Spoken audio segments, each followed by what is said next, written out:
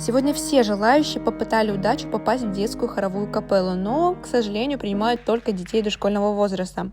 Преподавать юным музыкантам будет дирижер хора, лауреат международных конкурсов и преподаватель дирижирования в Сухумском музыкальном училище имени Алексея Чичева Софья Рейнберг. Я всегда мечтала работать с хором. Я люблю взрослый хор, детский хор, любой хор во всех проявлениях.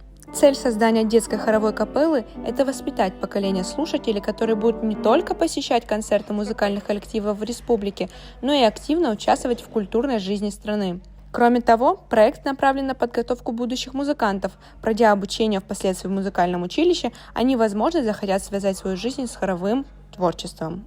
Мы хотим вырастить слушателя музыки, слушателя наших коллективов музыкальных страны. И также мы бы хотели воспитать будущих музыкантов. Занятия юных музыкантов будут проходить в филармонии 2 раза в неделю. Самому маленькому участнику капеллы 6 лет.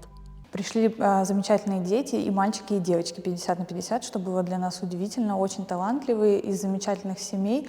Это очень важно, потому что все-таки хор — это дисциплина, и важно, чтобы здесь были настроены и дети, и их родители на обучение.